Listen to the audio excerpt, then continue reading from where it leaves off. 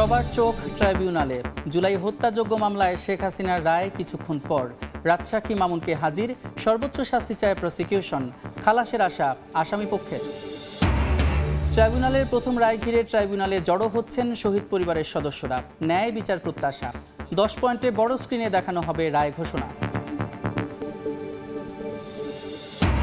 কঠোর নিরাপত্তার চাদরে রাজধানী সহ সারা দেশ, কোনো ঝুঁকি দেখছে না ডিএমপি। ঢাকায় দায়িত্ব পালন করছেন 15,000 পুলিশ সদস্য।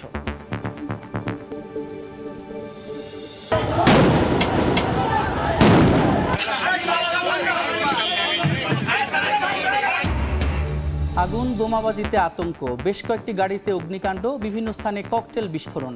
বিমানবন্দর, রেল স্টেশনের ট্রেনে অভিযানে আগ্নেয়াস্ত্র ও ককটেল উদ্ধার। এবং যে কোনো চ্যালেঞ্জ মোকাবেলায় প্রস্তুত নির্বাচন কমিশন, বললেন সিইসি। রাজনৈতিক দলগুলোর সহযোগিতা না পেলে সম্ভব নয় সুষ্ঠু নির্বাচন।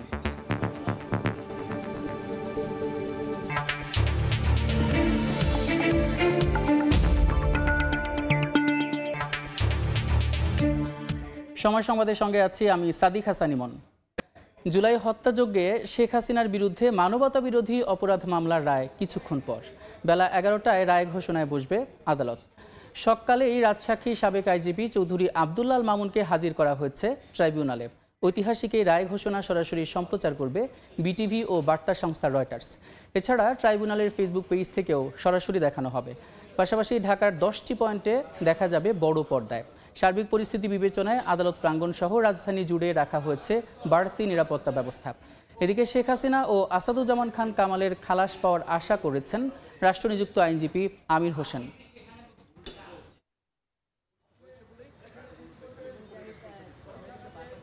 ভালোভাবে বিচার হয়েছে বলে আমি মনে করি। আমি তো সবসময় আশা করি আমার আসামি খালাস পান, এটা আমার আশা, এটা আমার প্রত্যাশা, এটাই স্বাভাবিক কথা। আমার তো থাকতেই হবে, এটা হৃদয় থেকেই বলতেছি। আমি একজনের জন্য এত মাস ধরে মামলা করেছি, তাই সে যদি খালাস পায় তা আমার সাথে খুশি আর কি হবে। ওনারা তো ওনাদের কথা বলবেই, আর আমি আমার কথা বলবো, এটাই স্বাভাবিক কথা। বিচার বিবেচনা করবে মাননীয় ট্রাইব্যুনাল। এই মুহূর্তে আন্তর্জাতিক অপরাধ ট্রাইব্যুনালে আছেন সহকর্মী আফজাল হোসেন এবং নিরাপত্তা পরিস্থিতি জানাতে হাইকোর্ট এলাকায় আছেন আতাউর কাউসার, ধানমন্ডিতে আছেন সহকর্মী মাসুদুর রহমান। সরাসরি শুরুতেই যাচ্ছি আফজালের কাছে। আফজাল, কিছুক্ষণের মধ্যেই রায় ঘোষণা শুরু হবে আমরা যতটুকু জানতে পেরেছি, এবং এরই মধ্যে আন্তর্জাতিক অপরাধ ট্রাইব্যুনালের এজলাসে প্রবেশ করেছেন রাষ্ট্রের সর্বোচ্চ আইন কর্মকর্তা অ্যাটর্নি জেনারেল মোহাম্মদ আসাদুজ্জামান এবং তার টিম। একই সঙ্গে আন্তর্জাতিক অপরাধ ট্রাইব্যুনালের যে প্রসিকিউশন অফিস, চিফ প্রসিকিউটর থেকে শুরু করে তার প্রসিকিউশন টিমের সদস্যরাও ট্রাইব্যুনালের প্রবেশ করেছেন। এবং আমরা দেখেছি যে জুলাই গণঅভ্যুত্থানে আহতদের বেশ কয়েকজন, যাদের অনেকেই পা হারিয়েছেন, কেউ এক চোখ হারিয়েছেন বা কেউ 2 চোখ হারিয়েছেন, তাদের অনেককেই কিন্তু আন্তর্জাতিক অপরাধ ট্রাইব্যুনালে আজকের এই রায় ঘোষণাকে কেন্দ্র করে তারা এসেছেন এবং তারা এরই মধ্যে আন্তর্জাতিক অপরাধ ট্রাইব্যুনালের যে এজলাসে সেখানে তারা প্রবেশ করেছেন। এর বাইরেও আমরা দেখেছি যে শহীদ মীর মুগ্ধের ভাই মীর স্নিগ্ধ, তিনিও এসেছেন। ইনকিলাব মঞ্চের মুখপাত্র শরীফ ওসমান হাদি, তিনিও এসেছেন। ছাত্রদল নেতা হামিম, তিনিও এসেছেন, তাকেও আমরা দেখেছি। এছাড়া বেশ কয়েকজন শহীদ পরিবারের সদস্য, শহীদের পিতা, তারা কিন্তু এই রায় শোনার জন্য অপেক্ষা করছেন বা তারা এসেছেন এবং তাদের প্রতিক্রিয়া আমরা নিয়েছি, তাদের সঙ্গে কথা বলেছি। তারা সর্বোচ্চ শাস্তি শেখ হাসিনার দাবি করেছেন, একই সঙ্গে আসাদুজ্জামান খান কামাল এরও সর্বোচ্চ শাস্তি তারা দাবি করেছেন। এবং এর আগে আমরা সকালের দিকেই প্রসিকিউশনের পক্ষ থেকেও কথা বলেছি। প্রসিকিউশনও মনে করছে যে এই মামলায় শেখ হাসিনা, আসাদুজ্জামান খান কামাল তাদের সর্বোচ্চ শাস্তি, মৃত্যুদণ্ডের আদেশ তারা পাবেন। একই সঙ্গে তাদের স্থাবর অস্থাবর সম্পত্তি বিক্রি করে জুলাই শহীদ আহতদের ক্ষতিপূরণ বিষয়ে দেওয়ার যে আবেদন তারা এরই মধ্যে ট্রাইব্যুনালে এর আগেই করে রেখেছেন, সেটির বিষয়ে ট্রাইব্যুনালের একটি আদেশ আসবে সামনে তারা প্রত্যাশা করছেন। যদিও এই দুইজনের পক্ষে স্টেট ডিফেন্স আমির হোসেন, তার সঙ্গে আমাদের কথা হয়েছে, তিনি বলেছেন যে তিনি যে মামলার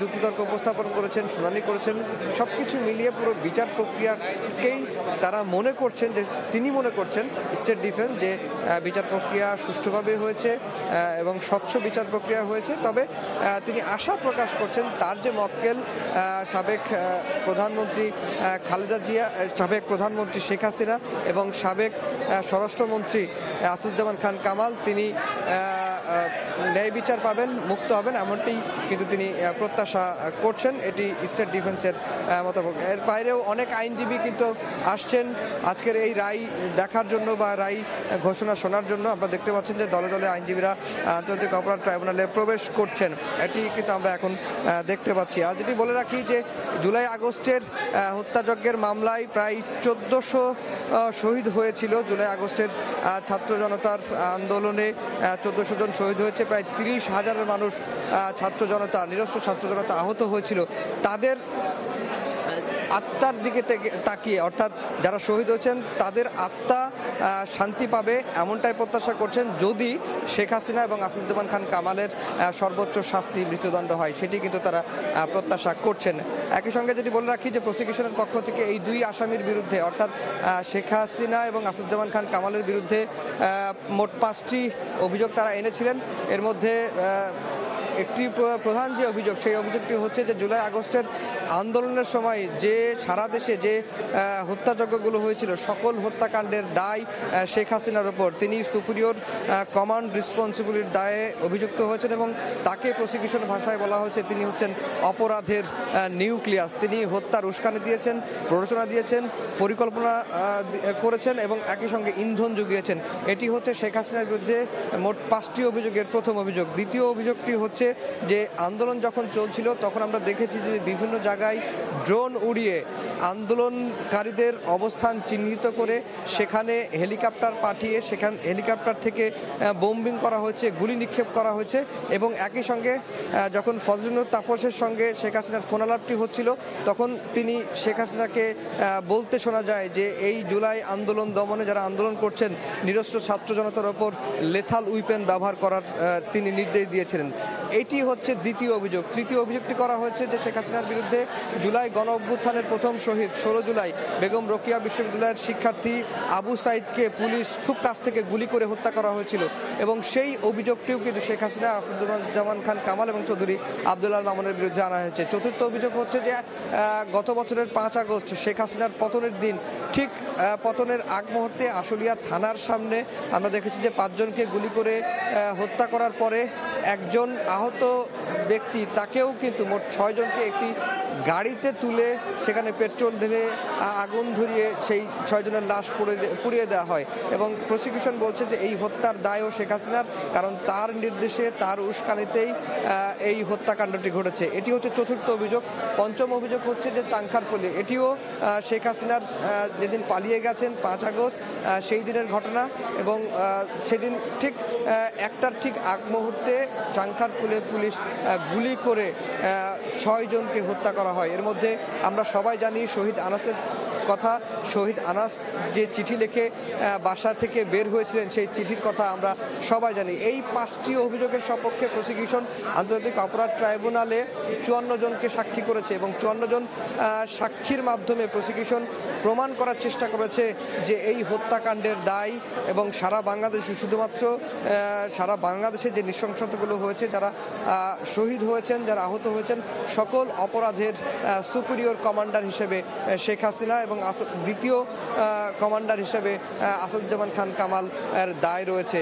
আর একটি কথা বলে রাখি যে এখানে সাবেক আইজিপি চৌধুরী আব্দুল আল মামুন তিনি আসামি ছিলেন, তিনি নিজের দায় স্বীকার করেছেন এবং তিনি নিজে অভিযুক্ত এটি আদালতের সামনে বলেছেন এবং তিনি ইচ্ছা প্রকাশ করেছেন যে তিনি এই জুলাই আন্দোলন দমনে শেখ হাসিনা কী ধরনের নির্দেশ দিয়েছিল এবং স্বরাষ্ট্রমন্ত্রী আসাদুজ্জামান খান কামাল কী ধরনের নির্দেশ তাকে দিয়েছিল, সকল কিছু তিনি উন্মোচন করবেন।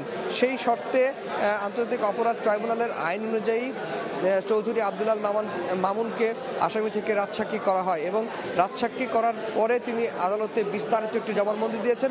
মোটা দাগে চৌধুরী আব্দুল্লাহ মামুন তার জবানবন্দিতে, তার দায় স্বীকার করে দেওয়া জবানবন্দিতে তিনি যেটি বলেছেন যে জুলাই আন্দোলনের সময় 3 সপ্তাহে যে নৃশংসতাগুলো হয়েছে, পুলিশ যে গুলি করেছে, সকল নির্দেশনা এসেছে শেখ হাসিনার কাছ থেকে এবং স্বরাষ্ট্রমন্ত্রী আসাদুজ্জামান খান কামাল মাঠ পর্যায়ে থেকে এইসব নির্দেশনা বাস্তবায়নের নির্দেশ দিয়েছেন। সেই বিষয়গুলো কিন্তু চৌধুরী আব্দুল্লাহ মামুন তার স্বীকারোক্তিমূলক জবানবন্দিতে উল্লেখ করেছেন এবং এর প্রেক্ষিতেই প্রসিকিউশন বলছে যে চৌধুরী আব্দুল্লাহ মামুন যে জবানবন্দি দিয়েছে ট্রাইব্যুনালে, সেই জবানবন্দিতে প্রসিকিউশন সন্তুষ্ট হয়েছেন। এখন যদি আন্তর্জাতিক অপরাধ ট্রাইব্যুনাল মনে করেন যে চৌধুরী আব্দুল্লাহ মামুন সত্য উন্মোচন করেছেন, সকল ঘটনার নেপথ্যের কারণগুলো তিনি প্রকাশ করেছেন, তখনই কিন্তু ট্রাইব্যুনাল তার সাজার বিষয়টি ভাববে, অর্থাৎ তাকে সাজা দিবেন নাকি তাকে মুক্তি দেওয়া হবে সেই বিষয়টি সম্পূর্ণভাবে আন্তর্জাতিক অপরাধ ট্রাইব্যুনালের উপর ছেড়ে দিয়েছে প্রসিকিউশন। চৌধুরী আব্দুল্লাহ মামুনের কোনো সাজার আবেদন আন্তর্জাতিক অপরাধ ট্রাইব্যুনালে জানায়নি। অর্থাৎ আমরা ধরেই নিতে পারি যে চৌধুরী আব্দুল্লাহ মামুনের ভাগ্য কি রয়েছে সেটি এই রায়ের মাধ্যম দিয়েই আমরা জানতে পারবো। আর যেটি বলে রাখি যে এই 54 জন সাক্ষী ট্রাইব্যুনালের প্রসিকিউশনে যারা সাক্ষ্য দিয়েছেন তাদের মধ্যে শুধুমাত্র যে জুলাই আন্দোলনে শহীদ পরিবারের সদস্যরা রয়েছেন তা কিন্তু নয়, জুলাই আন্দোলনে যারা আহত হয়েছেন এমন ব্যক্তিরা কিন্তু এই ট্রাইব্যুনালে এসে সাক্ষ্য দিয়েছেন। আমরা যদি সাক্ষীর একটি সামগ্রিক বর্ণনা দেখি, যে সাক্ষীদের পরিচিতি যদি দেখি, তাহলে সেখানে আমরা দেখতে পাই যে এখানে শুধুমাত্র ভিকটিম সাক্ষ্য দিয়েছেন, আহত ব্যক্তি সাক্ষ্য দিয়েছেন, শহীদের পরিবার, ঘটনার সাক্ষী, চিকিৎসা প্রদানকারী ডাক্তার, জবানবন্দি তালিকার সাক্ষী, পোস্টমর্টেম যিনি করেছেন শহীদদের সেই সমস্ত ডাক্তার এসে সাক্ষ্য দিয়েছেন। এবং যখন পুলিশ নৃশংসভাবে ছাত্র জনতার ওপর গুলি করছিল সেই সময় অনেকেই বিভিন্ন বাসাবাড়ির ছাদ থেকে বা রাস্তায় অনেকেই ভিডিও ধারণ করেছেন। সেই ভিডিও ধারণকারী সাংবাদিক যারা ছিলেন তারাও কিন্তু আন্তর্জাতিক অপরাধ ট্রাইব্যুনালে এসে এই মামলায় সাক্ষ্য দিয়েছেন, আন্দোলনে অংশগ্রহণকারী সাক্ষ্য দিয়েছেন, দোষ স্বীকারকারী আসামি তিনি সাক্ষ্য দিয়েছেন, প্রত্যক্ষদর্শী, ফরেনসিক বিশেষজ্ঞ, ব্যালিস্টিক বিশেষজ্ঞ, ঘটনার পটভূমি, ঐতিহাসিক বিশ্লেষণকারী, আন্দোলনের সমন্বয়কারী, গুমের শিকার, পুলিশ, ওয়ার্ল্ডেস অপারেটর, তদন্ত সংস্থার লাইব্রেরিয়ান, বিশেষ তদন্তকারী কর্মকর্তা ও তদন্তকারী কর্মকর্তা, এই 54 জনের মতো সাক্ষী আন্তর্জাতিক অপরাধ ট্রাইব্যুনালে শেখ হাসিনার মামলায় এই যে শেখ হাসিনার বিরুদ্ধে যে 5টি অভিযোগ আনা হয়েছে ট্রাইব্যুনালে, সেই 5টি অভিযোগ প্রমাণের সপক্ষে ট্রাইব্যুনালের প্রসিকিউশন 54 জনের সাক্ষী আন্তর্জাতিক অপরাধ ট্রাইব্যুনালে উপস্থাপন করেছেন। এবং প্রসিকিউশন খুবই স্পষ্ট করেই যেটি বলছেন যে তারা যে সাক্ষ্য প্রমাণ এবং যে অডিও রেকর্ড, অর্থাৎ 4টি ফোনালাপ, একটি হচ্ছে যে শেখ হাসিনার সঙ্গে ফজলেনুর তাপসের, একটি হচ্ছে শেখ হাসিনার সঙ্গে মাকসুদ কামালের সে সময়কার সাবেক ভিসি ঢাকা বিশ্ববিদ্যালয়ের, একই সঙ্গে হাসানুল হক কিনু জাসদ নেতা, তার সঙ্গে 2টি ফোনালাপ, মোট 4টি ফোনালাপে কথা বিশ্লেষণ করে আনুষঙ্গিক তথ্যপাত্র, এমনকি যে হেলিকপ্টারগুলো থেকে গুলি করা হয়েছে ছাত্র জনতার ওপর, বোম্বিং করা হয়েছে, সেই হেলিকপ্টারের ফ্লাইট শিডিউলও আন্তর্জাতিক অপরাধ ট্রাইব্যুনালে প্রমাণ হিসেবে জব্দ করা হয়েছে। সব কিছু বিবেচনা করেই প্রসিকিউশন যেটি আশা করছে যে এই মামলায় সাবেক প্রধানমন্ত্রী শেখ হাসিনা, আসাদুজ্জামান খান কামালের সর্বোচ্চ শাস্তি মৃত্যুদণ্ড হবে এবং চৌধুরী আব্দুল্লাহ মামুনের সাজা কী হবে সেটি আন্তর্জাতিক অপরাধ ট্রাইব্যুনালই ঠিক করবেন। তো এই ছিল ট্রাইব্যুনাল থেকে আমার কাছে সবশেষ খবর। আমার সহকর্মী আফজাল হোসেন জানাচ্ছিলেন রায় এবং মামলার বিষয় নিয়ে, তথা ট্রাইব্যুনালের ভেতরকার যে পরিস্থিতি, সেই পরিস্থিতির বিষয় জানাচ্ছিলেন তিনি। আমি আছি ট্রাইব্যুনালের বাইরে এবং এই যে মামলাটি স্পর্শকাতর যে মামলা, সেই মামলার রায়ের যে সময় যতই ঘনিয়ে আসছে, সব মিলিয়ে আইনশৃঙ্খলা পরিস্থিতির যে বিষয়, সেই বিষয়টি তুলে ধরতে চাই। আইনশৃঙ্খলা পরিস্থিতি সকাল থেকে অনেক কঠোর পরিস্থিতি, আইনশৃঙ্খলা পরিস্থিতি যাতে নিয়ন্ত্রণে থাকে সেজন্য অনেক কঠোর অবস্থানে আছে আইনশৃঙ্খলা রক্ষাকারী বাহিনী। কোনোভাবেই যাতে কোনো ধরনের নৈরাজ্যকর পরিস্থিতির সৃষ্টি হতে না পারে সে ব্যাপারে চারদিকে কঠোর নজরদারিতে রেখেছেন তারা, এমনটি আমাদের জানিয়েছেন। এবং গত রাত থেকে আজ পর্যন্ত কিছু জায়গায় ককটেল বিস্ফোরণের ঘটনা ঘটেছে, 2-1টি জায়গায় গাড়িতে অগ্নিসংযোগের ঘটনাও ঘটেছে, যার প্রেক্ষিতে কিন্তু এই যে নিরাপত্তা, সেই নিরাপত্তাটি আরও বেশি ঢেলে সাজিয়েছেন আইনশৃঙ্খলা রক্ষাকারী বাহিনী এবং তাদের একটি চেষ্টা যে কোনোভাবেই যাতে আর কোনো ধরনের ব্যত্যয় না ঘটে, জনগণের জানমালের নিরাপত্তা হানি হয় এ ধরনের কোনো বিষয় যাতে কোনোভাবে কেউ ঘটাতে না পারে সে ব্যাপারে তারা সচেষ্ট রয়েছেন। এবং বারবারই আমি যেটি বলে এসেছি সকাল থেকে যে আইন শৃঙ্খলা রক্ষাকারী বাহিনী কতটা তৎপর এর একটি অন্যতম বিষয় হচ্ছে গতকাল ডিএমপি কমিশনার তিনি স্পষ্টভাবে বলে দিয়েছেন যাতে যারা অগ্নিসংযোগ করতে চায়, যারা ককটেল বিস্ফোরণ ঘটাতে চায় তাদেরকে যাতে প্রয়োজনে নিবৃত্ত করতে না পারলে প্রয়োজনে গুলি ছুড়ে হলেও তাদেরকে যেন নিবৃত্ত করা হয়। তো এ থেকেই বোঝা যায় আসলে আইনশৃঙ্খলা রক্ষাকারী বাহিনী কতটা তারা কঠোর অবস্থানে আছেন, জিরো টলারেন্স নীতিতে তারা চলছেন যে কোনোভাবেই জনগণের জানমালের নিরাপত্তা যাতে বিঘ্নিত না হয়। এবং আপনারা জানেন যেহেতু একটি সাপ্তাহিক কর্মদিবস, স্বাভাবিকভাবেই মানুষজন তাদের জীবিকা নির্বাহের তাগিদে সকাল থেকেই বের হচ্ছেন, কাজে এই যে শাটডাউন কর্মসূচির কোনো প্রভাব যেন জনগণের উপরে না পড়ে সেজন্যই আইনশৃঙ্খলা রক্ষাকারী বাহিনী অত্যন্ত সচেষ্ট আছেন। এবং সকাল থেকে আমরা দেখেছি যে বেলা বাড়ার সাথে সাথে জনগণের চলাফেরাও বেড়েছে, গাড়ি ঘোড়ার সংখ্যাও বেড়েছে এবং মানুষজনও জীবিকা নির্বাহের তাগিদে বাসা থেকে বের হয়ে কাজে যাচ্ছেন। যে একটি আশঙ্কা ছিল যে কোনোভাবে জানমালের ক্ষয়ক্ষতি হলে হয়তো মানুষজন ঘর থেকে বের হবেন না, তেমন কোনো ঘটনা ঘটেনি বিধায় আসলে মানুষজন সাহস করেই তাদের প্রয়োজনের তাগিদে বের হচ্ছেন। আমরা এর আগে দেখেছিলাম যে রায় ঘোষণার যেদিন ডেট ছিল, যেদিন তারিখ নির্ধারণ করা হবে কবে রায় ঘোষণা করা হবে সেদিন এবং তার আগের দিনও কিছুটা কম সংখ্যক মানুষজন বাসা থেকে বের হয়েছিলেন। একটি আশঙ্কা সকলের মধ্যে ছিল, আমরা ভেবেছিলাম বা একটি আশঙ্কা মানুষের মধ্যে ছিল যে আজকেও হয়তো তেমন কিছু হতে পারে। তো এখন পর্যন্ত বড় ধরনের অপ্রীতিকর কোনো ঘটনা না ঘটায় কিন্তু মানুষজন ঠিকই তাদের প্রয়োজনীয় কাজে বা জীবিকা নির্বাহের তাগিদে বের হচ্ছেন। যদিও আজ সকালে ধানমন্ডিতে একটি ককটেল বিস্ফোরণের ঘটনা ঘটেছে, কিন্তু তারপরে আইনশৃঙ্খলা রক্ষাকারী বাহিনী অত্যন্ত সতর্ক অবস্থায় আছেন সেখানে সহ পুরো রাজধানী জুড়ে। তো সেখানে অর্থাৎ ধানমন্ডিতে আমার আরেক সহকর্মী আছেন মাসুদুর রহমান, সেখানকার পরিস্থিতি জানতে সরাসরি যেতে চাই তার কাছে। এই মুহূর্তে ধানমন্ডিতে যে চেকপোস্ট চলছে সেটি দেখানোর চেষ্টা করি একটু। এই চেকপোস্টটি আসলে শুরু হয়েছে যখন আমাদের ফ্রেম থেকে একটু সামনে যে ওভারব্রিজটি দেখা যাচ্ছে সেই ওভারব্রিজের নিচেই একটি ককটেল বিস্ফোরণের ঘটনা ঘটে এবং এরপরেই আমরা দেখেছি যে আইন শৃঙ্খলা বাহিনীর পক্ষ থেকে অর্থাৎ ঢাকা মহানগর পুলিশ ডিএমপির ধানমন্ডি যে জোন সেই জোনের পুলিশের পক্ষ থেকে এখানে একটি অস্থায়ী চেকপোস্ট বসানো হয় এবং পুঙ্খানুপুঙ্খানুভাবে যে সকল বাইকগুলো তাদের সন্দেহ মনে হচ্ছে বা যে সকল বাইকগুলো ব্যাগ বহন করছে তাদেরকে তারা গতিরোধ করছে এবং তাদেরকে তল্লাশি করে তাদের যেই ব্যাগের ভেতর কিছু আছে কিনা সেই বিষয়গুলো তারা পুঙ্খানুপুঙ্খানুভাবে চেক করার চেষ্টা করছে। আর এই যে এই ধানমন্ডি ৩২ নম্বর ঘিরে এবার এ কারণেই বেশি কড়াকড়ি, কারণ গত লকডাউন যখন ঘোষণা করেছিল 13 নভেম্বর তখন আমরা দেখেছিলাম যে এই যে ধানমন্ডি ৩২ ঘিরে আওয়ামী লীগের বেশ কিছু কর্মী সমর্থকরা এখানে ঢোকার চেষ্টা করেছেন, এখানে স্লোগান দেওয়ার চেষ্টা করেছেন এবং এর ভেতরে ঢুকে বঙ্গবন্ধুর যেই প্রতিকৃতি সেই প্রতিকৃতি ধ্বংস এবং সেটার ভেতরে যেই ধ্বংসাবশেষ রয়েছে সেগুলোর নিয়ে যাওয়ার চেষ্টা করেছেন আওয়ামী লীগের কর্মীরা। তো তারপরে আমরা দেখেছি যে এখানে যারা ছাত্র শিবির থেকে শুরু করে অন্যান্য বিক্ষুব্ধ জনতা যারা ছিল তারা করে তাদেরকে গণধোলাই দেওয়ার যেই বিষয়গুলো সেগুলো এখানে লক্ষ্য করা গিয়েছিল। তো যে কারণে এবার ধানমন্ডিতে কড়াকড়ি আরোপ করা হয়েছে এবং ৩২ নম্বরের দুটি প্রবেশ পথেই আজকের জন্য কাউকে প্রবেশ করতে দেওয়া হচ্ছে না এবং বাইরে সাজোয়া যে যান আছে পুলিশে সেটি দিয়ে কর্ডন করে রাখা হয়েছে। আর শুধু ধানমন্ডি না, ধানমন্ডির আশেপাশে যে এলাকাগুলো রয়েছে সকাল থেকে আমি সেগুলো প্রদক্ষিণ করেছি, বাংলা মোটরে গিয়েছি, শাহবাগে গিয়েছি, নিউ মার্কেটে গিয়েছি। এই এলাকাগুলোতে আমরা দেখেছি যে প্রত্যেকটি মোড়ে মোড়ে প্রত্যেকটি অলিতে গলিতে পুলিশ সদস্যদের কড়া নজরদারি, পাশাপাশি টহলের মাধ্যমে তারা যেই আইন শৃঙ্খলার যে পরিস্থিতি সেটি কড়াকড়ি যে আরোপ সেটি করার জন্য সর্বোচ্চ চেষ্টা করছে এবং নিশ্চিত নিরাপত্তার মধ্য দিয়েই কমপ্লিট যে শাটডাউন সেটি চলছে। তো এই মুহূর্তে এ বিষয়ে আরও তথ্য জানাতে আমরা একটু খিলক্ষেতে যেতে যাই, সেখানে আছেন আমাদের সহকর্মী রায়দুল ইসলাম শুভ, তার কাছে যেতে চাই। শুভ, কি পরিস্থিতি দেখছেন খিলক্ষেতে? মাসুদ, ধানমন্ডির কথা আপনি যেমনটা বলছিলেন, আমি যদি কথা বলতে চাই, এই এয়ারপোর্ট এবং উত্তরা খিলক্ষেত এলাকাগুলো কিন্তু সকালের দিকে যতটা নীরব ছিল, তা বেলা বাড়ার সাথে সাথে কিন্তু মানুষের উপস্থিতি এবং যানবাহনের চাপ দুটোই কিন্তু বেড়েছে।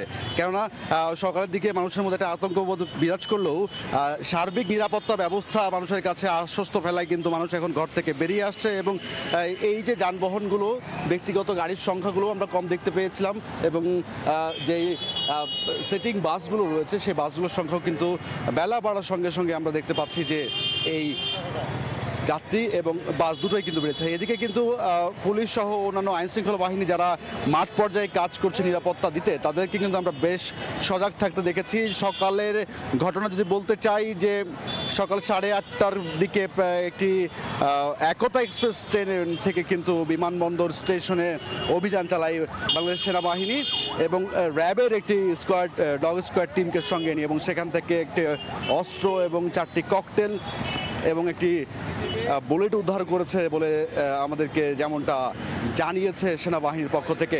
তো যে কোনো ধরনের নাশকতা এড়াতে কিন্তু বাংলাদেশ সেনাবাহিনী, পুলিশ এবং অন্যান্য যারা আইন শৃঙ্খলা বাহিনী আছে, তারা কিন্তু আমরা দেখতে পাচ্ছি যে প্রতিটা পয়েন্টে পয়েন্টে বিশেষ বিশেষ মোড় যেগুলো রয়েছে, সেগুলোর যে যারা মোটরসাইকেল আরোহী রয়েছে, বিশেষ করে তাদেরকে আটকে দিয়ে কিন্তু তাদের ব্যাগ বা সঙ্গে থাকা কোনো সরঞ্জাম সন্দেহ হলে আসলে তাদেরকে আটকে দিয়ে সেগুলো আসলে তল্লাশি চালানো হচ্ছে এবং কাগজপত্র চেক করা হচ্ছে যে তারা আসলে ঢাকায় অবস্থান করেন কিনা বা তাদের কাগজপত্র সব কিছু ঠিকঠাক আছে কিনা।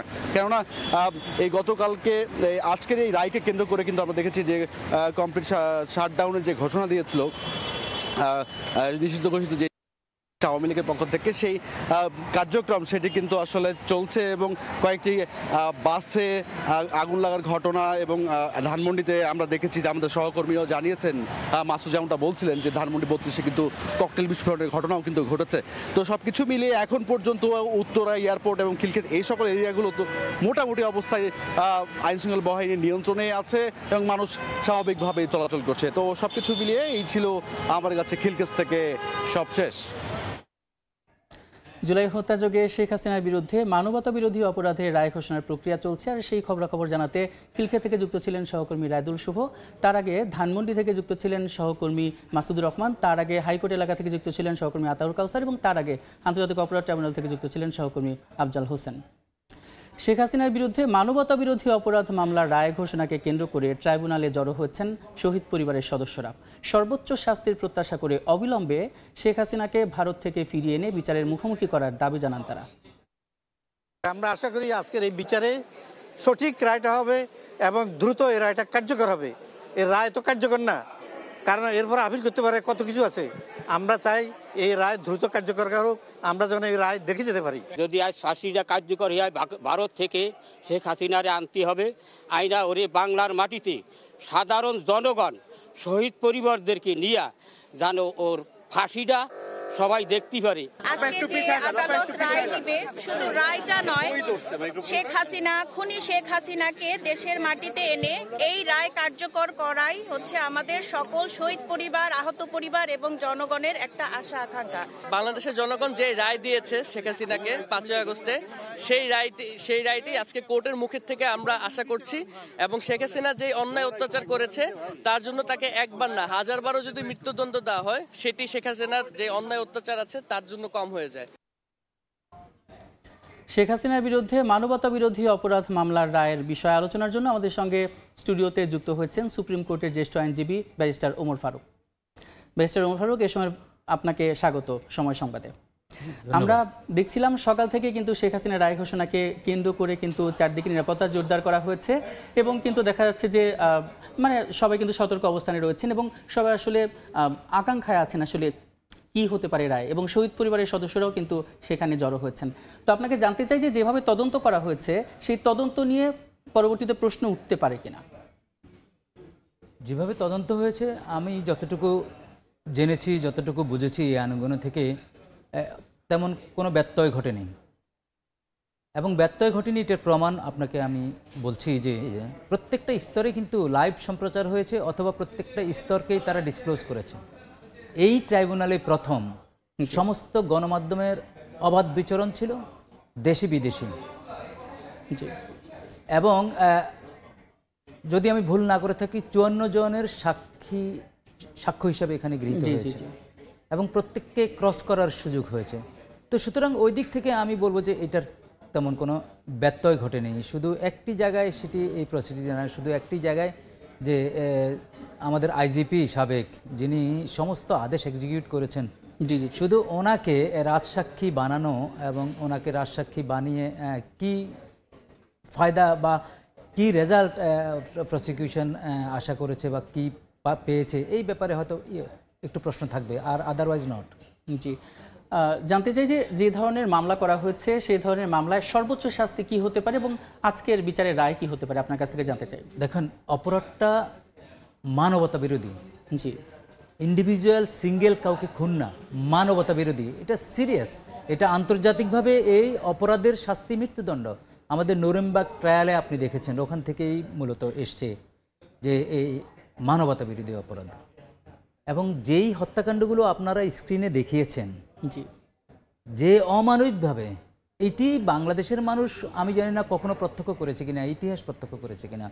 একটা অল্প সময়ে ইনোসেন্ট নাগরিক, নিরস্ত্র নাগরিক এবং শিশু থেকে শুরু করি বয়োজ্যেষ্ঠ এবং হেলিকপ্টার থেকে গুলিবর্ষণ, এটি বিভৎস, এটি দেখা যায় না। এটি দেখলে অসুস্থ হয়ে যায়, ঘুম আসে না।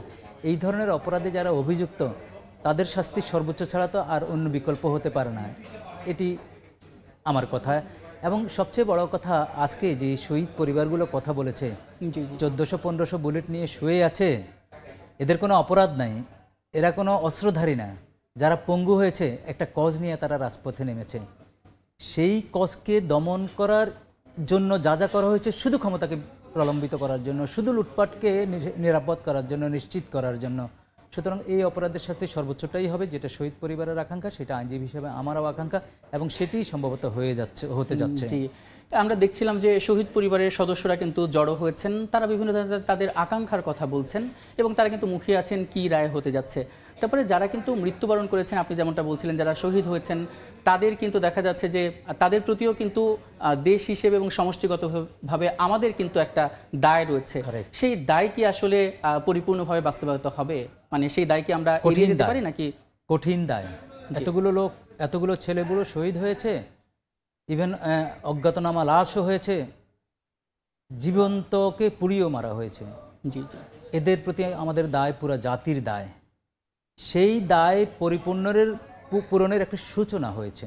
সূচনাটা হলো আজকে রায়ের মাধ্যমে তাদের শাস্তির ঘোষণা হবে, কিন্তু এক্সিকিউশন ইম্পর্টেন্ট। কার্যত এটি দৃশ্যত হচ্ছে, একটি রায় থাকবে, বাট কার্যত করতে অনেক টাফ। প্রধান 2 আসামি ওনারা ভারতে আছেন এবং ওনাদেরকে ভারতীয় সরকার ডিক্লেয়ার করে ওনাদেরকে ওখানে রেখেছেন, নিরাপত্তা দিয়েছেন, ওনাদেরকে কথা বলার সুযোগ দিয়েছেন এবং ওনাদের মাধ্যমে বা যা যা এই ট্রাইব্যুনালে যত প্রশ্নবিদ্ধ করা যায় সবই চেষ্টা হয়েছে। মিডিয়ার মাধ্যমে, এআই এর মাধ্যমে, ডিজিটাল প্ল্যাটফর্মে, মিসইনফরমেশন, ডিসইনফরমেশন, যা যেই বলেন, এগুলো অনেক চেষ্টা হয়েছে। তো যেটি সবচেয়ে বড় হার্ডেল সেটি হচ্ছে ওনাদের 2 জনকে আনাটা অনেক কঠিন হয়ে যাবে। আমাদের যে কূটনীতিক তৎপরতা বর্তমানে চালু আছে, এটি দিয়ে তো সম্ভবই না। যদি কূটনীতিক তৎপরতা অধিক করা যায়, যদি আন্তর্জাতিকভাবে যদি এটি নিয়ে দেন দরবার করা যায়, তাহলে সম্ভাবনা দেখা দিতে পারে তাদেরকে আনা। তাহলে 2 জনকে আমরা এক্সিকিউট করার পসিবিলিটি হাইলি আনলাইকলি। যিনি আছেন, সবচেয়ে প্রশ্ন এখন উঠছে, সবচেয়ে এই ট্রাইব্যুনালের সবচেয়ে বড় যে আমি মনে করি স্টিগমার জায়গা, সেটি হচ্ছে এই যে আইজিপি সাহেবকে রাজসাক্ষী বানিয়ে তাকে দায় মুক্তির একটা ব্যবস্থা, উনি কি শুধুমাত্র রাজসাক্ষী হয়ে খালাস পেয়ে যাবেন নাকি পরবর্তীতে কি ধরনের পদক্ষেপ হতে পারে? রাজসাক্ষী হলে খালাস পাবেন এমনটি কোনো কথা না, এটা ট্রাইব্যুনালের উপর ডিপেন্ড করবে পুরা জাতির প্রত্যাশা কি এবং ওনার অপরাধের মাত্রা কি।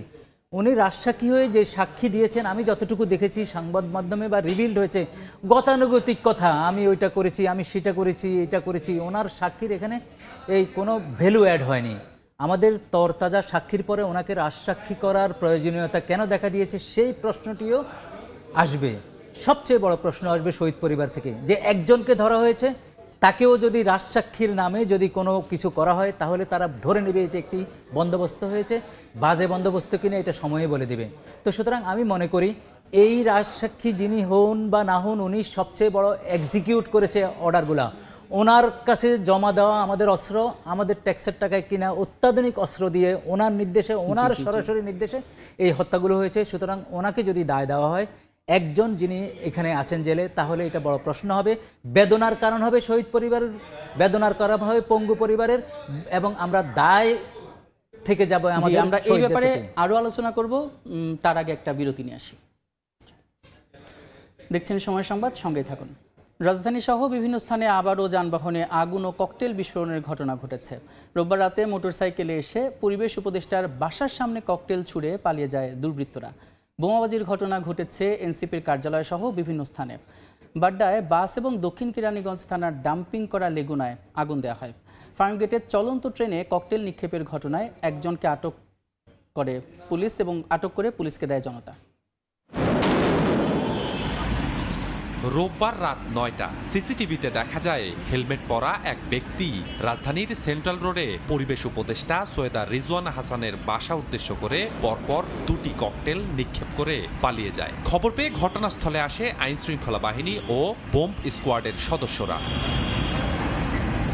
পুলিশ জানায় পরিবেশ উপদেষ্টা এ সময় বাসায় ছিলেন, তবে এ ঘটনায় কেউ হতাহত না হলেও আতঙ্ক ছড়িয়ে পড়ে এলাকায়। মাননীয় উপদেষ্টা সৈয়দা রিজওয়ানা হাসান ওনার বাসা থেকে কিছুটা দূরে গলির মুখে, সেখানে মোটরসাইকেল যুগে দুইজন দুষ্কৃতিকারী দুটি ককটেল বিস্ফোরণ ঘটিয়ে তারা আবার মোটরসাইকেল যুগে সেখান থেকে পালিয়ে যায়। আশেপাশের সিসিটিভি ফুটেজ সেগুলো সংগ্রহ করা হয়েছে, আমরা চেষ্টা অব্যাহত রেখেছি এবং দুষ্কৃতিকারীদের আমরা ধরার চেষ্টা করছি। একই সময় বাংলা মোটরে রূপায়ণ টাওয়ারে এনসিপি কার্যালয়ের সামনেও ঘটে ককটেল বিস্ফোরণ। এ সময় উপস্থিত জনতা ধাওয়া দিলে পালিয়ে যায় দুর্বৃত্তরা। মোটরসাইকেলে এসে মতিঝিলে টিএনটি বাস স্ট্যান্ডে ককটেল নিক্ষেপ করা হয়। এর আগে কারওয়ান বাজারে সার্ক ফোয়ারার সামনেও বোমাবাজির ঘটনা ঘটে। ফার্মগেটের রেল ক্রসিংয়ে চলন্ত ট্রেনে ককটেল নিক্ষেপ করে এক ব্যক্তি, পরে স্থানীয়রা তাকে আটক করে পুলিশে হস্তান্তর করে। মধ্য বাড্ডায় দাঁড়িয়ে থাকা বাসে আগুন দেয়া হয়। একই সময় দক্ষিণ কেরানীগঞ্জ থানার ডাম্পিংয়ে থাকা দুটি পরিত্যক্ত লেগুনায় অগ্নিসংযোগ করে পালিয়ে যায় দুষ্কৃতিকারীরা। মানবতা বিরোধী অপরাধের রায়কে ঘিরে হাইকোর্ট ও ট্রাইব্যুনাল এলাকায় নেওয়া হয়েছে ব্যাপক নিরাপত্তা ব্যবস্থা। রাজধানীর দোয়েল চত্বর থেকে শিক্ষা ভবন অভিমুখী সড়কে যান চলাচল বন্ধ রাখা হয়েছে। স্বপন আহমেদ, সময় সংবাদ, ঢাকা। স্টিলটেক মানে গুণগত মানের নিশ্চয়তা। It's all about stainless style.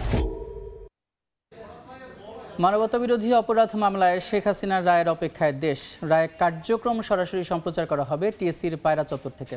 সেখানে আছেন সহকর্মী কামরুল হাসান, সরাসরি চলে যাচ্ছি তার কাছে।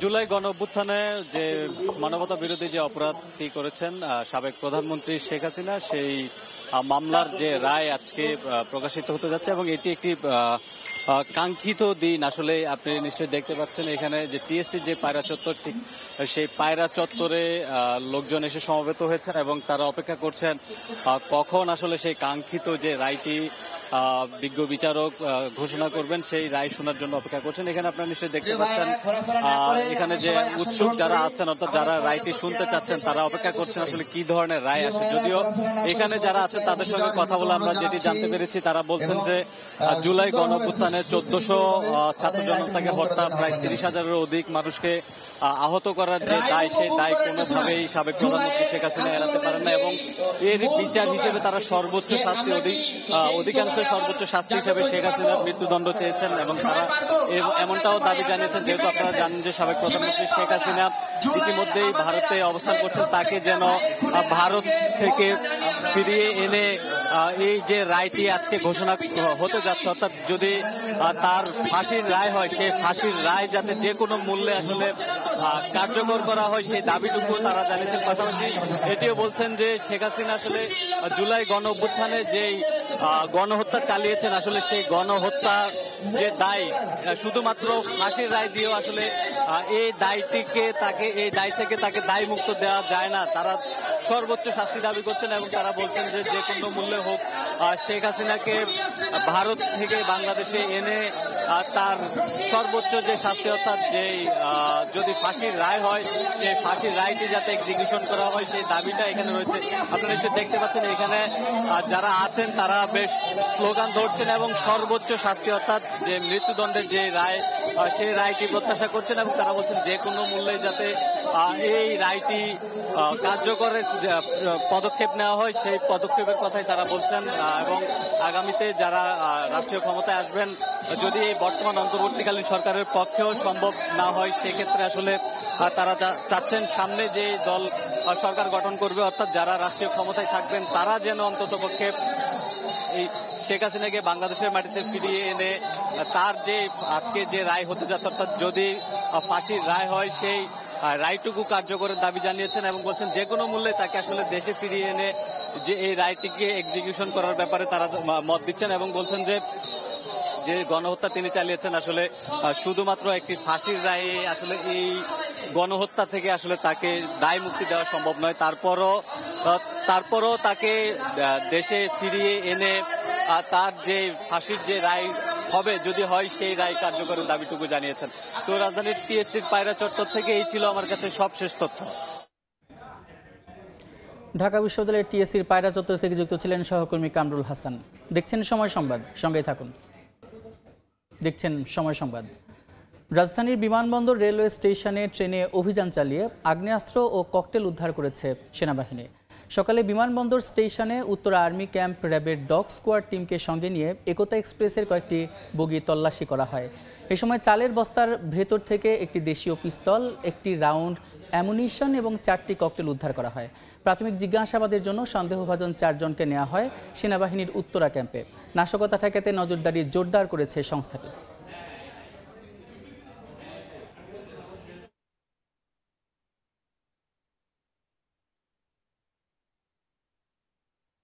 দেখছেন সময় সংবাদ।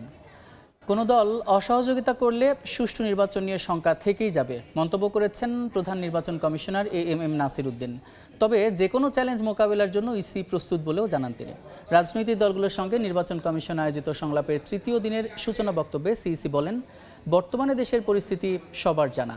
পরিস্থিতি মোকাবেলা করতে নানা চ্যালেঞ্জ নিতে হয়েছে নির্বাচন কমিশনকে।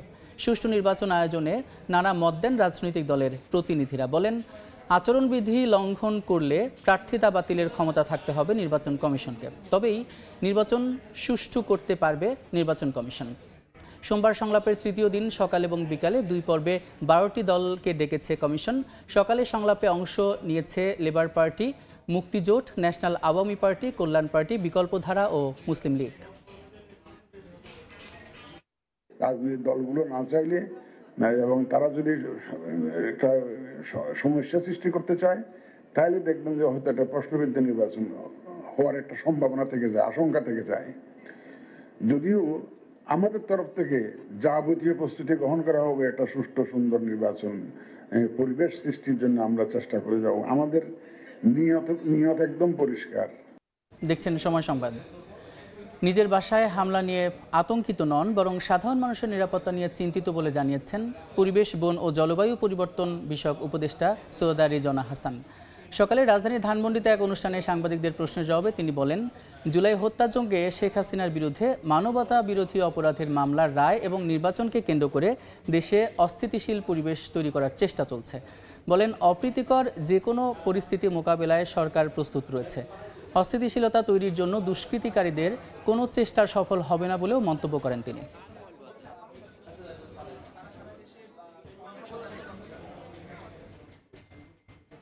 শেখ হাসিনার বিরুদ্ধে মানবতা বিরোধী অপরাধের মামলার রায়ের বিষয়ে আমরা আলোচনা করছিলাম, আর আবারও সেই আলোচনায় যুক্ত হচ্ছে এবং আমাদের সঙ্গে যুক্ত হচ্ছেন সুপ্রিম কোর্টের জ্যেষ্ঠ আইনজীবী ব্যারিস্টার ওমর ফারুক। জনাব ওমর ফারুক, আপনাকে আবারও স্বাগত। আমরা যে আলোচনাটা করছিলাম তারপরে আমরা দেখলাম বিভিন্ন প্রতিক্রিয়া, দেখলাম বিভিন্ন নজরদারি কীভাবে, নিরাপত্তা ব্যবস্থা কীভাবে বাড়ানো হচ্ছে, আমরা সব কিছুই কিন্তু দেখলাম। কিন্তু মামলার রায়ের অপেক্ষায় কিন্তু দেশবাসী। আপনার কাছে প্রশ্ন করতে চাই যে এখন তো দেশের বাইরে আপনি যেমনটা বলছিলেন আলোচনা আগেও যে একজন রয়েছেন দেশের ভেতরে, তিনিও হচ্ছে রাজসাক্ষী হিসেবে আছেন। আর যদি হাসিনা কামালের কথা বলি, তারা কিন্তু দেশের বাইরে রয়েছেন। তো এই মামলার রায় যদি ঘোষিত হয়, এখনও কিন্তু তারা অপরাধী হিসেবে সেভাবে এখনও ঘোষিত হননি। তো আজকের রায়ের পরে অপরাধী হিসেবে যখন তারা ঘোষিত হবেন, তখন আসলে দেশের ভেতরে দেশে ফিরিয়ে আনতে আসলে কী ধরনের তৎপরতা চলবে, আর ভারত থেকে কিভাবে আনা যাবে আপনার কাছে জানতে চাই। দেখেন, প্রথমে তাদেরকে রায়তে অপরাধী ঘোষণা করবে, এরপরে দণ্ড দিবে। জি, অর্থাৎ আমাদের আইনের ভাষায় প্রথমে তাদেরকে গিলটি হিসেবে চিহ্নিত করবে, এরপরে সেন্টেন্স দিবে। সেন্টেন্সটা তো সর্বোচ্চটা হবে, এটাই প্রত্যাশা সবার, যেহেতু এর বাইরে যাওয়ার সুযোগ নেই। মানবতা বিরোধী অপরাধ আর অনেক হত্যা। এখন প্রশ্ন হলো এক্সিকিউশন। জি জি, এক্সিকিউশনের দুইজনের ক্ষেত্রে তো সম্ভাবনা খুব ক্ষীণ। জি জি, একজনের ক্ষেত্রে যেটা ছিল সেটিও ফ্রাস্ট্রেট হয়ে যাওয়ার মতো অবস্থা রাজসাক্ষী বানানোর ফলে। তো সুতরাং যদি এই তিনজনকেই যদি এক্সিকিউট না করা যায়, তাহলে ফলাফলটা কি, আলটিমেট রেজাল্টটা কি? শহীদ পরিবারের জন্য সান্ত্বনা কোথায়? তাদের সামনে ওরা জীবিত আছে। আপনি বুঝেন, যারা তাদের সন্তানকে, তাদের বাবাকে, তাদের মাকে, তাদের স্ত্রীকে, স্বামীকে হত্যা করেছে, তারা ইনফ্যাক্ট তারা তো জীবিত রয়ে গেল, এক্সিকিউশন হলো না। ফ্রাস্ট্রেশনের জায়গা সেটি, এবং সেটি বড় ফ্রাস্ট্রেশন। সেই ক্ষেত্রে যখন দণ্ড হয়ে যাবে, তখন কিন্তু ইম্প্যাক্টটা আলাদা হবে আন্তর্জাতিকভাবে। এটি যারা জড়িত আছেন, ফরেন মিনিস্ট্রি থেকে শুরু করে ট্রাইব্যুনালে, আন্তর্জাতিক মিডিয়া বলেন, আন্তর্জাতিক সংস্থা বলেন, মানবাধিকার সংস্থা বলেন, এখানে তারা কিভাবে অ্যাপ্রোচ করবে তাদের সক্ষমতার উপর ডিপেন্ড করবে। এখন আমার শঙ্কা, আজকে যে সরকারটা গঠিত হয়েছে, সেখানে যদি শহীদ পরিবারের পটেনশিয়াল কাউকে যদি ইনভলভ করা যায়, অথবা নতুন করে কমিটি করেও যদি প্রচার প্রচারণা ইনভলভ করা যায়, তারা যেভাবে এটাকে গুরুত্ব দিবে, আমি জুলাইতেও ইনভলভ না, আমার পরিবারের কেউ শহীদ হয় নাই, আমাকে যদি দায়িত্ব দেওয়া হয়, আমি ওইভাবে ইনভলভ হব না। বা আমাদের দুঃখ দুর্দশা এখানেই, যারা অধিকাংশই আজকে রাষ্ট্রে বসে আসেন উপদেষ্টার নামে বা বিভিন্ন পর্যায়ের সাংবিধানিক পদে, তারা তাদের সন্তানরা কেউ শহীদ হয়নি। তারা অনেকেই, অধিকাংশই এই জুলাই বিপ্লবে সম্পৃক্ত ছিল না। ইভেন অনেকের ব্যাপারে খবরও আছে তারা জুলাই বিপ্লবের বিরোধিতা করেছে। তো সুতরাং তাদের কাছ থেকে কিন্তু আপনি এই বড় প্রত্যাশা আশা করতে পারেন না যে তারা কূটনীতিকভাবে নানাভাবে এদেরকে আনার ব্যবস্থা করবে। বরঞ্চ যত দিন যাচ্ছে আমরা দেখছি একটি মিনিমাইজ, একটা রাজনীতিক, একটা সংস্কৃতি, যারা ঐক্যে ছিল এদের বিরুদ্ধে তারা অনৈক্য হয়েছে, এবং অনেকে ওদেরকে কাছে পাওয়ার জন্য উদ্গ্রীব হয়ে আছে। নানাবিধ কথাবার্তা আমাদের রাজনৈতিক অঙ্গনে ছড়িয়ে ছিটিয়ে আছে। সুতরাং এইটার চ্যালেঞ্জ মোকাবেলা করতে হলে আবার ঐক্যে যেতে হবে। এই চ্যালেঞ্জ মোকাবেলা করতে হলে শহীদ পরিবারের পটেনশিয়ালদেরকে ইনভলভ করতে হবে, যাদের জ্বালাটা খুব বেশি, যাদের ক্ষোভটা বেশি, যাদের কষ্ট বেশি, যাদের বেদনা বেশি। সুতরাং প্রথম আপনি প্রশ্ন যেটি করেছেন সেটি আমাদের সুযোগ আছে, আমাদের বন্দি বিনিময় চুক্তিও আছে, সেটাকে কিভাবে রিভাইভ করা যায়, সেটাকে কিভাবে আলোচনার টেবিলে আনা যায়, অর্থাৎ আপনি চালু রাখতে হবে, আলোচনার টেবিলে চালু রাখতে হবে, আপনি রিড অফ করতে হবে।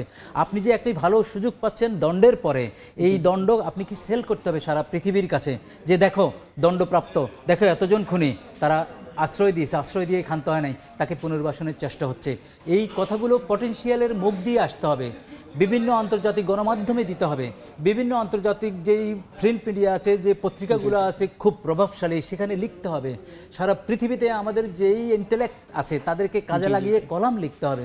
এগুলো হচ্ছে না, এগুলো ধীরে ধীরে কমেও যাচ্ছে যা আগে হতো।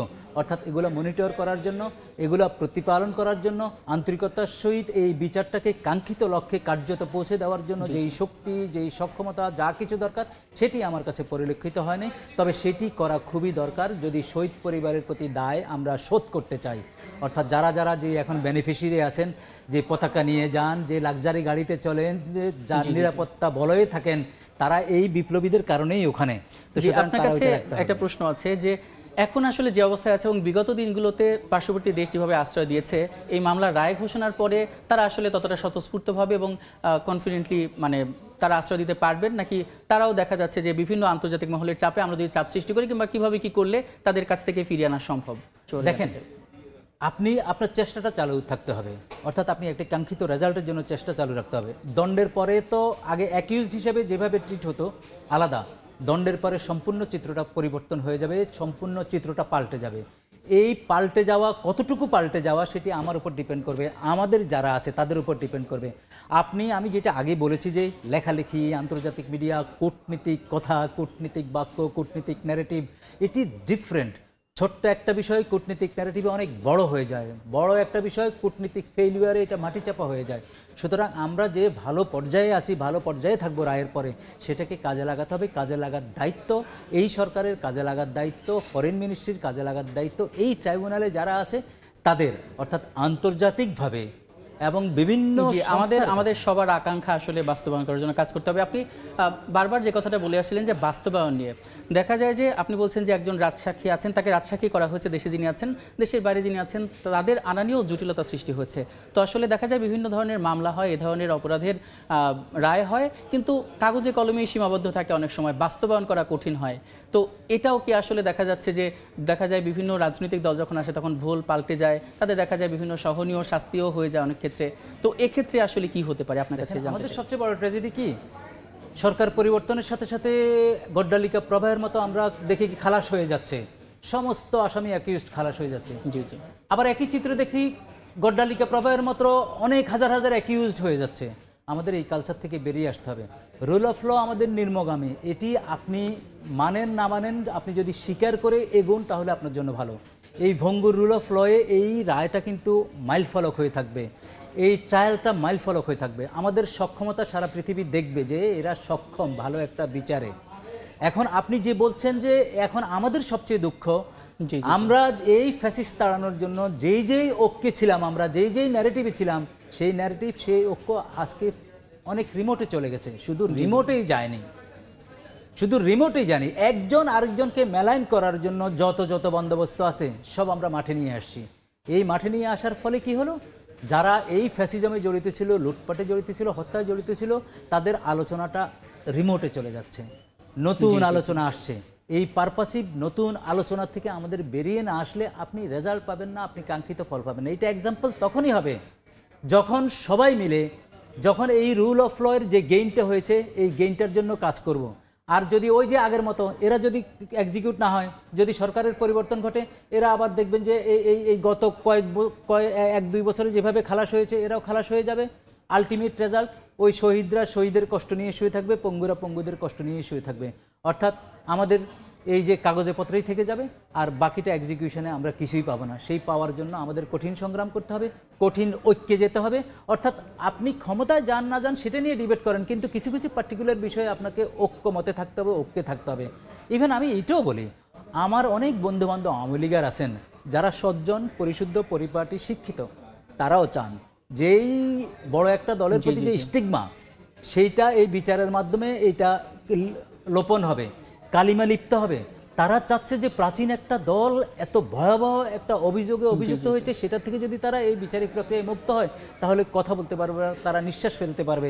যদিও আমি কোনো আওয়ামী লীগকে এই পর্যন্ত ক্ষমা চাইতে দেখিনি এত বড় জঘন্য ঘটনার পরেও। হয়তো তারা ক্ষমা চাওয়ার অনেক ব্যারিয়ারের কারণে হয়তো অনেক সাধারণ ক্ষমা চাইতে পারে না।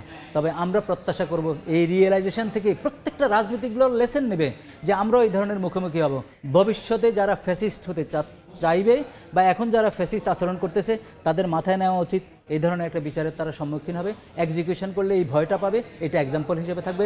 প্রজন্ম থেকে প্রজন্ম গর্ব করবে যে না, আমরা সক্ষম, আমরা মানবতা বিরোধী অপরাধের শাস্তি দিতেও সক্ষম।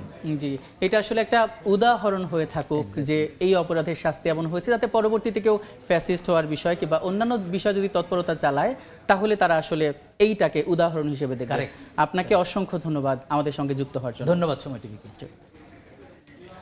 আমরা এতক্ষণ আলোচনা করছিলাম জুলাই হত্যাযজ্ঞে শেখ হাসিনার মামলার রায়ের প্রক্রিয়া চলছে সে ব্যাপার নিয়ে। সেজন্য আমাদের সঙ্গে যুক্ত ছিলেন সুপ্রিম কোর্টের জ্যেষ্ঠ আইনজীবী ব্যারিস্টার ওমর ফারুক। সময় সংবাদের শীর্ষ সংবাদগুলো জানিয়ে দিচ্ছে আরেকবার। সবার চোখ ট্রাইব্যুনালে। জুলাই হত্যাযজ্ঞ মামলায় শেখ হাসিনার রায় কিছুক্ষণ পর রাজসাক্ষী মামুনকে হাজির। সর্বোচ্চ শাস্তি চায় প্রসিকিউশন, খালাসের আশা আসামি পক্ষের। জুলাই হত্যাযজ্ঞ মামলায় প্রথম রায় ঘিরে ট্রাইব্যুনালে জড়ো হচ্ছেন শহীদ পরিবারের সদস্যরা। ন্যায় বিচার প্রত্যাশা। 10 পয়েন্টে বড় স্ক্রিনে দেখানো হবে রায় ঘোষণা।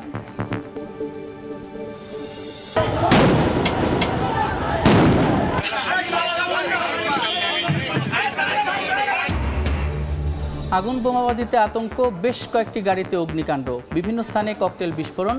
বিমানবন্দরে, রেল স্টেশনে, ট্রেনে অভিযানে আগ্নেয়াস্ত্র ও ককটেল উদ্ধার।